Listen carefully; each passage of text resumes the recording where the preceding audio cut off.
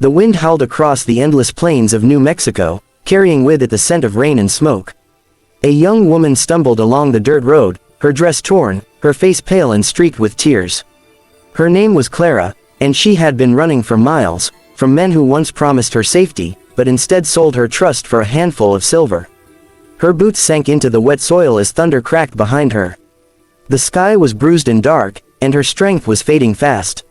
When the lightning flashed, she saw a faint glow ahead, a fire, maybe a camp. She didn't care who was there anymore, she just wanted to survive one more night.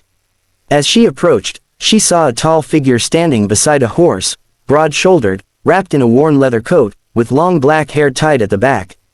His eyes, dark as the coming storm, watched her quietly. He didn't move, didn't speak. Clara froze. Fear trembled through her body. "Please," she whispered, her voice cracking. I need help. They'll find me if I go back. Please, sir." The man said nothing. He studied her face for a moment, then slowly turned to the fire. With one hand, he pointed to a log beside it. His movements were calm, deliberate, not threatening, but not welcoming either. She hesitated, then sank to her knees beside the warmth. The smell of burning wood filled her lungs, and tears burned her eyes again. She had no idea who he was, a rancher, a drifter, or worse, but she knew one thing: he hadn't turned her away. Minutes passed in silence. The only sound was the fire cracking and the rain beginning to fall. Then, softly, he spoke, his voice deep, steady, carrying the weight of solitude. "You from the town?" Clara nodded weakly. I worked at the tavern. The owner's men, her voice broke. I had to run." He didn't ask for details. Instead, he rose, walked to his horse, and pulled out a blanket.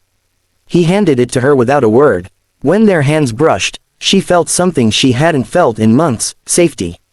That night, she slept beside the fire, the rain drumming on the roof of his small cabin. The man, Elias, she would learn later, sat by the window, keeping watch. Days passed. She tried to leave, but every time she looked at the wilderness beyond the ranch, fear tightened her chest. Elias didn't stop her, but he didn't let her starve either. He'd leave food by the door, patch her torn clothes, and ride out before sunrise. One evening, she finally asked, "Why don't you talk much?" He looked at her for a long moment, then said quietly, "Words don't heal what silence already did." She understood then. His silence wasn't coldness. It was pain. There was loss behind those calm eyes, the kind only those who've buried their past carry. Weeks turned into months. Clara began helping around the ranch, tending the horses, fixing fences, learning to ride. The land was harsh, but it was honest.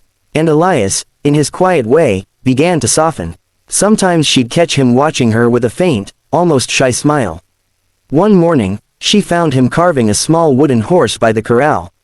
He handed it to her without speaking. On its belly, carved neatly, were 3 words: "You are home." Her heart broke and healed in the same breath. Later that evening, as the sun melted behind the hills, she stood beside him. "Elias," she whispered, "I came here begging for mercy. But you gave me something I didn't know I was looking for." He turned toward her, his eyes glinting in the orange light.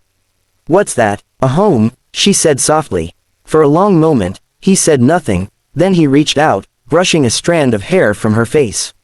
The gesture was tender, unspoken, and full of meaning. In the arms of that silent cowboy, Clara finally found what the world had denied her: peace. The storms still came and went across the plains, but she no longer feared them. Because now, when thunder rolled across the horizon, she knew she wasn't alone. In his silence, she found safety. In his stillness, she found love. And together, in the quiet heart of the desert, 2 broken souls learned to live again.